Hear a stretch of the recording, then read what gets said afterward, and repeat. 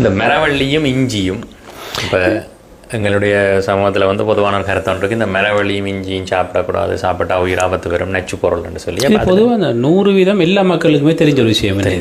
எல்லாருமே சொல்லுவாங்க மரவள்ளி சாப்பிடுறது பிறகு இஞ்சி பிளேண்டி குடிக்கப்படாதுன்ற விஷயம் நாங்கள் எல்லா இடத்தையும் கண்டுக்கிறாங்க. சின்னாக்கில் இருக்கக்குள்ளேயே இந்த விடைகள் கதைக்கப்படும். அதில் வந்து உண்மை இருக்குது. அது இந்த மாதிரி விஞ்ஞான ரீதியாகன்னு சொல்லி பார்த்தோம்னு சொன்னால், இப்போ மரவள்ளி வந்து மனியோக், அது கெசாவான்னு சொல்கிறது, மெனியோட் எஸ்குலென்டான்றது அதிൻ്റെ தாவரவியல் பெயர்.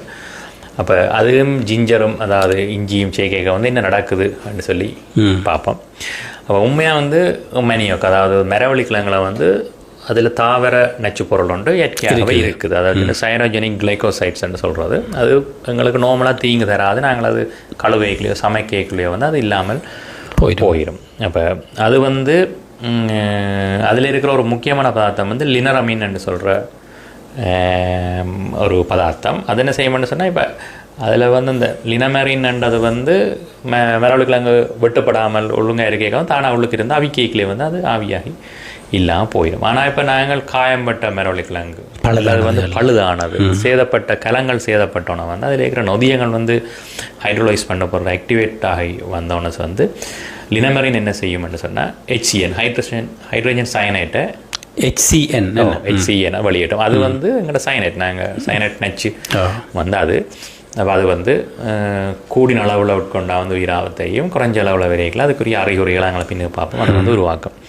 அப்போ இதில் எங்கே வந்தது இந்த இஞ்சி என்று கேட்டால், அப்போ இது வந்து நார்மலாகவே மரவள்ளி கிழங்குல சேதம் பட்டால் அந்த நொதியம் வந்து ஆக்டிவேட் ஆகும்.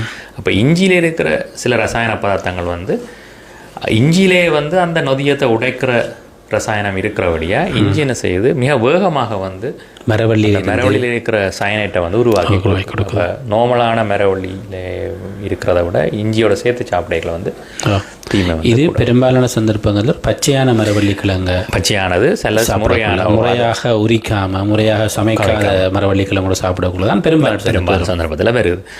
அப்போ இப்போ இதில் வந்து என்ன அறிகுறிகள் வரும்? உதாரணத்துக்கு ஒரு மரவள்ளி கிழங்கு சரியான முறையில் பதப்படுத்த பராமரிக்காமல் நாங்கள் வந்து சாப்பிட்டுட்டோம், இஞ்சியோட சாப்பிட்டோம்னு சொன்னால் குறைஞ்சளவு நச்சு பொருள் உட்கொள்ளப்படைய என்ன நடக்கும்னு சொன்னால் டிசினஸ், ஹெடேக், அதாவது தலை சுத்து, தலை இடி, சக்தி மாதிரியான இருக்கும்.